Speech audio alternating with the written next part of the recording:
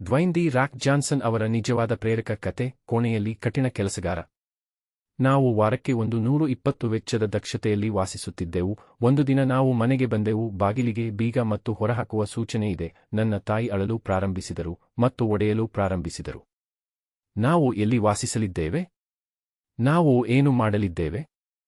ಆಗ ನನ್ನ ತಾಯಿ ಆತ್ಮಹತ್ಯೆಗೆ ಯತ್ನಿಸಿದ್ದರು. ಡ್ವೇನ್ ದಿ ರಾಕ್ ಜಾನ್ಸನ್ ಒಮ್ಮೆ ಸರಳ, ಸಾಮಾನ್ಯ ಮತ್ತು ಸರಾಸರಿ ವ್ಯಕ್ತಿಯಾಗಿದ್ದರು, ಇತರರಂತೆ. ಆದರೆ ಅವನನ್ನು ಬದಲಾಯಿಸಿದ್ದು ಯಾವುದು?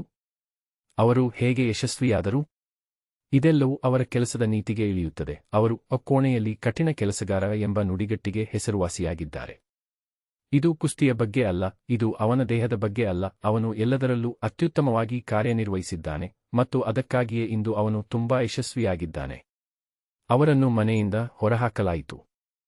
ರಾಕ್ ಕೇವಲ 14 ವರ್ಷದವನಾಗಿದ್ದಾಗ ಅವರನ್ನು ಹವಾಯಿ, ನಲ್ಲಿರುವ ಅವರ ಮನೆಯಿಂದ ಹೊರಹಾಕಲಾಯಿತು.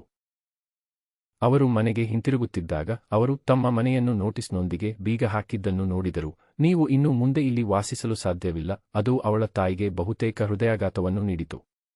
ಅವಳು ಆತ್ಮಹತ್ಯೆಯನ್ನು ಕಾಮೆಂಟ್ ಮಾಡಲು ಸಹ ಬಯಸಿದ್ದಳು.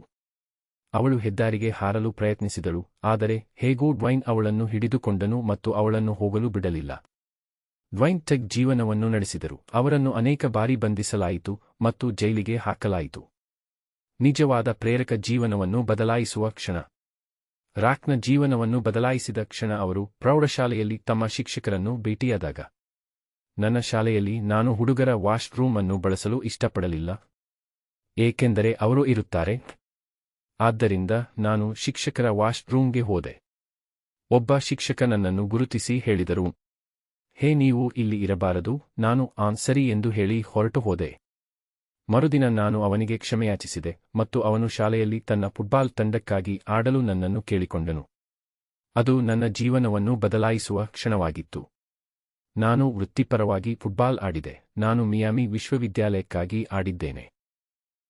ರಾಕ್ ಫುಟ್ಬಾಲ್ ಆಡಲು ಪ್ರಾರಂಭಿಸಿದಾಗ ಅವರು 16 ವರ್ಷದವರಾಗಿದ್ದರು ಮತ್ತು ಶೀಘ್ರವಾಗಿ ಅವರು ಈ ಆಟದಲ್ಲಿ ಯಶಸ್ಸನ್ನು ಪಡೆದರು. ತರಬೇತುದಾರರು ಅವರ ಪ್ರದರ್ಶನವನ್ನು ಮೆಚ್ಚಿದರು. ಈ ವ್ಯಕ್ತಿಗೆ ವಿಶೇಷ ಪ್ರತಿಭೆ ಇದೆ ಎಂದು ಅವರಿಗೆ ತಿಳಿದಿತ್ತು. ಪಾಕೆಟ್ನಲ್ಲಿ $7 ಪ್ರೇರಕ ಕಥೆ. ಅದು ಎಲ್ಲಾ ನಿಜವಾದ ಪ್ರೇರಕ ಕಥೆಗಳ ಹೃದಯವಾಗಿದೆ. ರಾಕ್ ಕೆನಡಿಯನ್ ಲೀಗ್ಗಾಗಿ ಫುಟ್ಬಾಲ್ ಆಡುತ್ತಿತ್ತು. ಅವನು ಅಲ್ಲಿದ್ದನು ಮತ್ತು ಏನೋ ಸಂಭವಿಸಿತು. ನಾವು ಬಿಸಿ ಲೇನ್ಸ್ ಆಡುತ್ತಿದ್ದೆವು. ನಾನು ತುಂಬಾ ಉತ್ಸುಕನಾಗಿದ್ದೆ. 2 ದಿನಗಳ ನಂತರ ನಾನು ಕತ್ತರಿಸಲ್ಪಟ್ಟೆ. ಕನಸುಗಳು ಛಿದ್ರವಾದವು. ನನ್ನ ಜೇಬಿನಲ್ಲಿ $7 ಮನೆಗೆ ಕಳುಹಿಸಲಾಯಿತು. ನಾನು ಕಾಯಿರಿಯಿಲ್ಲ. ನಾನು ಅಂತಿಮವಾಗಿ NFLನಲ್ಲಿ ಆಡಬೇಕು. ಅವು ನನ್ನ ದೊಡ್ಡ ಗುರಿಗಳು. ಅದು ನನ್ನ ಕನಸು. ಅವರು NFLನಲ್ಲಿ ಆಡಲು ಸಾಧ್ಯವಾಗಲಿಲ್ಲ. ಅವರು ಮನೆಗೆ ಮರಳಿದಾಗ ಅವರ ಜೇಬಿನಲ್ಲಿ $7 ಇತ್ತು. ಅದು ಅವನ ಜೀವನದ ಅತ್ಯಂತ ಕೆಳಮಟ್ಟದ ಭಾಗವಾಗಿತ್ತು. ಇದು ಅವನಿಗೆ ಸಂಭವಿಸುತ್ತದೆ ಎಂದು ಅವನು ಊಹಿಸಲು ಸಹ ಸಾಧ್ಯವಾಗಲಿಲ್ಲ. ಆದರೆ ಅವರು ಬಿಟ್ಟುಕೊಡಲಿಲ್ಲ ಮತ್ತು ಬೇರೆ ಏನನ್ನಾದರೂ ಪ್ರಯತ್ನಿಸಿದರು. ದಿ ರಾಕ್ಗೆ ಏಕೆ ಸೇರಿತು? ಸ್ಫೂರ್ತಿದಾಯಕ.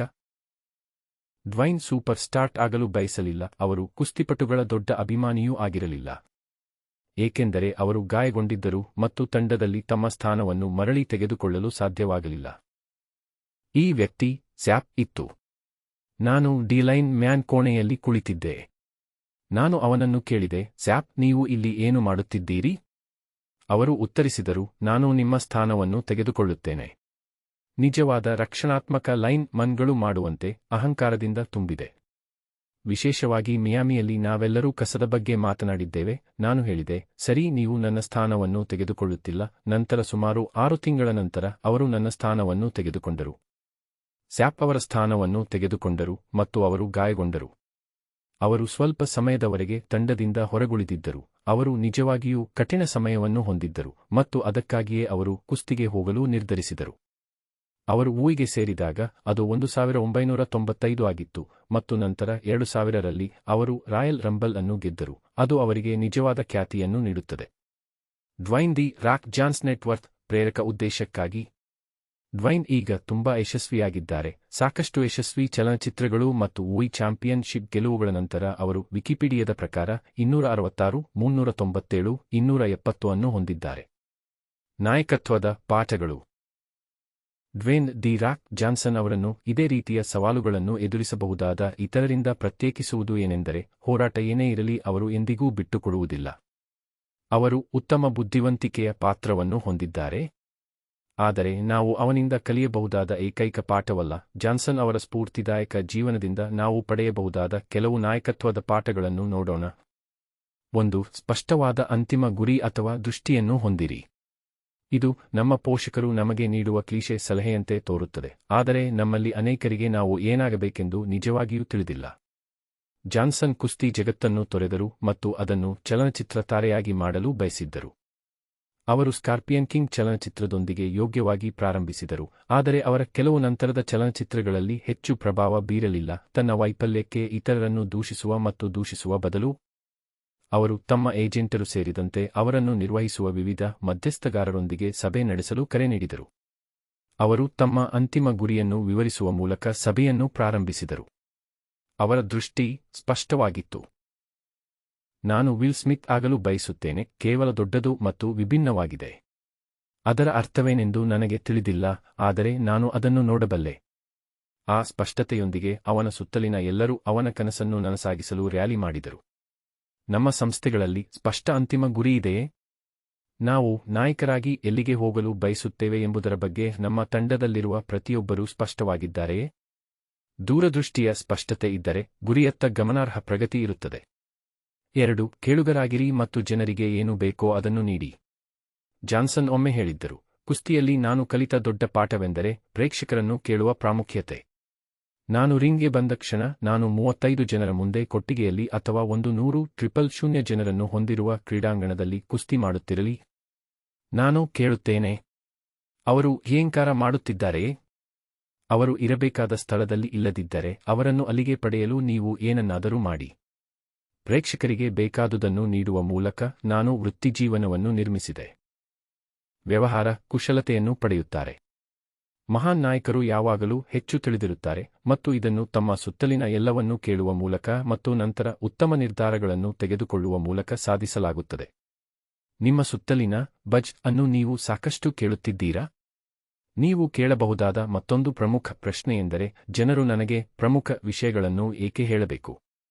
ಜಾನ್ಸನ್ ಅವರಿಂದ ನಾನು ಕಲಿತ ಮತ್ತೊಂದು ಪ್ರಮುಖ ಪಾಠ ಇದು. ಜನರು ಅವನೊಂದಿಗೆ ಜ್ಞಾನವನ್ನು ಹಂಚಿಕೊಳ್ಳಲು ಸಿದ್ಧರಲು ಕಾರಣವೆಂದರೆ ಅವನು ನಿಜವಾಗಿಯೂ ಒಳ್ಳೆಯವನು ಮತ್ತು ಎಲ್ಲಕ್ಕಿಂತ ಮುಖ್ಯವಾಗಿ ಅವನು ಸಂವಹನ ನಡೆಸುವ ಜನರ ಬಗ್ಗೆ ಪ್ರಾಮಾಣಿಕವಾಗಿ ಆಸಕ್ತಿ ಹೊಂದಿದ್ದಾನೆ. ರೋಲಿಂಗ್ ಸ್ಟೋನ್ಸ್ನ ಜೋಶ್ ಈಲ್ಸ್ ಹೇಳಿದರು, ಅವರು ನಿಮ್ಮ ಹ್ಯೂಮರಸ್ ಅನ್ನು ಕಂಪಿಸುವಂತೆ ಮಾಡುವ ಮುಷ್ಟಿ ಬಂಪ್ ಅನ್ನು ನೀಡುತ್ತಾರೆ. ಅವನು ನಿಮ್ಮ ಸಂಗಾತಿ ಮತ್ತು ಅಥವಾ ಮಗುವಿನ ಹೆಸರನ್ನು ಕೇಳುತ್ತಾನೆ ಮತ್ತು ನಂತರ ಅದನ್ನು 17 ಬಾರಿ ಪುನರಾವರ್ತಿಸುತ್ತಾನೆ. ಮತ್ತು ನೀವು ಬೇಗನೆ ಎದ್ದೇಳಲು ಮತ್ತು ಹೆಚ್ಚು ವ್ಯಾಯಾಮ ಮಾಡಲು ಮತ್ತು ಜನರ ಬಗ್ಗೆ ದಯೆ ತೋರಿಸಲು ಹೊಸ ಸ್ಫೂರ್ತಿಯೊಂದಿಗೆ ಹೊರಡುತ್ತೀರಿ. ನಾಯಕರಾಗಿ ನಾವು ಕೇಳಬೇಕು, ಆದರೆ ಮೊದಲು ನಾವು ಮಾತನಾಡುವ ಜನರ ಬಗ್ಗೆ ನಾವು ಪ್ರಾಮಾಣಿಕವಾಗಿ ಆಸಕ್ತಿ ಹೊಂದಿರಬೇಕು. ಜಾನ್ಸನ್ ಅವರ ನೆಚ್ಚಿನ ಉಲ್ಲೇಖಗಳಲ್ಲಿ ಒಂದು ಮುಖ್ಯವಾಗಿರುವುದು ಒಳ್ಳೆಯದು, ಆದರೆ ಒಳ್ಳೆಯವರಾಗಿರುವುದು ಹೆಚ್ಚು ಮುಖ್ಯ. ಅವರು ಸೇರಿಸುತ್ತಾರೆ. ನಿಜವಾದ ಕತೆ, ನಾನು 15 ವರ್ಷದವನಿದ್ದಾಗ ಈ ಉಲ್ಲೇಖವನ್ನು ಕೇಳಿದೆ ಮತ್ತು ಮನುಷ್ಯ ನಾನು ಒಂದು ದಿನ ಮುಖ್ಯವಾಗಿದ್ದರೆ ನಾನು ದಯೆ ಮತ್ತು ಒಳ್ಳೆಯವನಾಗಿರಲು ಬಯಸುತ್ತೇನೆ ಎಂದು ಭಾವಿಸಿದೆ.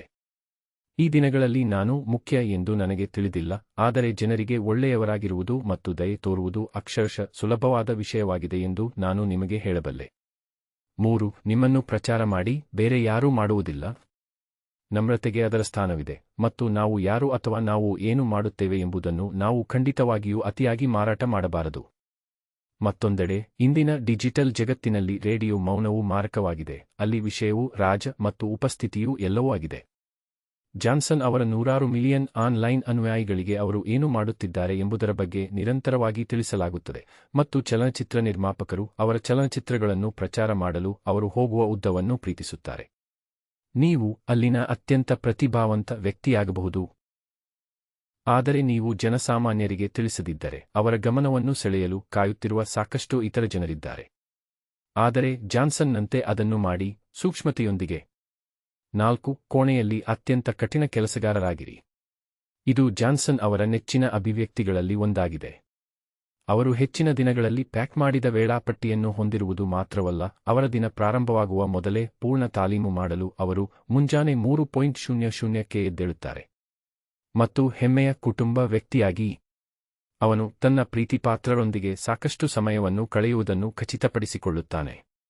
ನಾವೆಲ್ಲರೂ ದಿನದಲ್ಲಿ 24 ಗಂಟೆಗಳನ್ನು ಹೊಂದಿದ್ದೇವೆ. ಆ ಗಂಟೆಗಳಿಗೆ ನೀವು ಹೇಗೆ ಆದ್ಯತೆ ನೀಡುತ್ತೀರಿ ಮತ್ತು ಬಳಸಿಕೊಳ್ಳುತ್ತೀರಿ ಎಂಬುದು ನೀವು ನಿಮಗಾಗಿ ನಿಗದಿಪಡಿಸಿದ ಗುರಿಗಳನ್ನು ಸಾಧಿಸುವ ಸಾಧ್ಯತೆ ಎಷ್ಟು ಎಂಬುದನ್ನು ನಿರ್ಧರಿಸುತ್ತದೆ. ನೀವು ನಿಜವಾಗಿಯೂ ಮುಂದಿನ ಹಂತವನ್ನು ತಲುಪಲು ಹಾತೊರೆಯುತ್ತೀರಾ? ಅಥವಾ ನೀವು ಕೇವಲ ಕಲ್ಪನೆಗೆ ತುಟಿ ಸೇವೆಯನ್ನು ನೀಡುತ್ತಿದ್ದೀರಾ? ನಿಮ್ಮ ಅಂಚನ್ನು ಉಳಿಸಿಕೊಳ್ಳಲು ನೀವು ಕಷ್ಟಪಟ್ಟು ಕೆಲಸ ಮಾಡದಿದ್ದರೆ ಮುಂದಿನ ವ್ಯಕ್ತಿ ಯಾವಾಗಲೂ ನಿಮ್ಮ ಹಿಂದೆ ಇರುತ್ತಾನೆ. 5. ಶಾಂತವಾಗಿರಿ ಮತ್ತು ಸಮಸ್ಯೆಯನ್ನು ಪರಿಹರಿಸಿ. ಮಹಾನ್ ನಾಯಕರ ಬಗ್ಗೆ ನಾನು ಎದುರಿಸಿದ ಅತ್ಯಂತ ಆಸಕ್ತಿದಾಯಕ ಒಳನೋಟವೆಂದರೆ ಅವರು ಎದುರಿಸಿದ ಅಡೆತಡೆಗಳನ್ನು ಲೆಕ್ಕಿಸದೆ ನಿರಂತರವಾಗಿ ಶಾಂತವಾಗಿರುತ್ತಾರೆ. ಜಾನ್ಸನ್ ಅವರೊಂದಿಗೆ ಕೆಲಸ ಮಾಡುವ ಹೆಚ್ಚಿನ ಚಲನಚಿತ್ರ ನಿರ್ದೇಶಕರು ಅವರ ಶಾಂತತೆ ಮತ್ತು ಕಠಿಣವಾಗಿ ತಳ್ಳುವ ಸಾಮರ್ಥ್ಯಕ್ಕಾಗಿ ಅವರನ್ನು ಪ್ರೀತಿಸುತ್ತಾರೆ. ಕ್ರೀಡಾಪಟುವಾಗಿ ಅವರು ತುಂಬಾ ಕಷ್ಟಪಟ್ಟು ತಳ್ಳಲ್ಪಡುವುದನ್ನು ಅರ್ಥಮಾಡಿಕೊಳ್ಳುತ್ತಾರೆ ಮತ್ತು ಸೆಟ್ನಲ್ಲಿ ಮರುಶೂಟ್ಗಳು ಅಥವಾ ತಪ್ಪುಗಳಿಂದ ಎಂದಿಗೂ ಕಿರಿಕಿರಿ ಅಥವಾ ಅಸಮಾಧಾನಗೊಳ್ಳುವುದಿಲ್ಲ. ವಾಸ್ತವವಾಗಿ ಸೆಂಟ್ರಲ್ ಇಂಟೆಲಿಜೆನ್ಸ್ ಮತ್ತು ಸ್ಕೈಸ್ಕ್ರಾಪರ್ ಚಲನಚಿತ್ರಗಳಲ್ಲಿ ನಿರ್ದೇಶಿಸಿದ ನಿರ್ದೇಶಕ ರಾಸನ್ ಮಾರ್ಷಲ್ ಥರ್ಬರ್ ಒಂದು ಸಂದರ್ಭವನ್ನು ಹೊರತುಪಡಿಸಿ ಅವರು ಹುಚ್ಚರಾಗುವುದನ್ನು ಅವರು ಎಂದಿಗೂ ನೋಡಿಲ್ಲ ಎಂದು ಹೇಳುತ್ತಾರೆ. ಅವನು ಯಾವಾಗ ಶೂಟಿಂಗ್ ಮುಗಿಸುತ್ತಾನೆ ಎಂಬುದರ ಬಗ್ಗೆ ತಪ್ಪು ಸಂವಹನವಿತ್ತು ಮತ್ತು ಅವನು ತನ್ನ ಚಿಕ್ಕ ಮಗುವನ್ನು ನೋಡಲು ಹೋಗಲು ತನ್ನ ವಿಮಾನದಲ್ಲಿ ಹೋಗಲು ಸಾಧ್ಯವಾಗಲಿಲ್ಲ. ನಾನು ಅವನನ್ನು ನೋಡಿದ ಅತ್ಯಂತ ಅಸಮಾಧಾನವಾಗಿದೆ. ಆದರೆ ಅವರು ಅದನ್ನು ನಿಭಾಯಿಸಿದ ರೀತಿ ನಿಜವಾಗಿಯೂ ತಂಪಾಗಿತ್ತು. ಅವರು ಸೆಟ್ನ ಮಧ್ಯದಲ್ಲಿ ಎಲ್ಲರನ್ನೂ ಒಟ್ಟುಗೂಡಿಸಿದರು ಮತ್ತು ಹೇಳಿದರು, ಈ ಹಂತದಲ್ಲಿ ನಾವು ಇಲ್ಲಿದ್ದೇವೆ ಎಂದು ನಮ್ಮೆಲ್ಲರ ಬಗ್ಗೆ ನನಗೆ ನಿರಾಶೆಯಾಗಿದೆ. ನಾವು ಇದನ್ನು ಹೇಗೆ ಪರಿಹರಿಸಬಹುದು ಮತ್ತು ಮುಂದುವರಿಯಬಹುದು?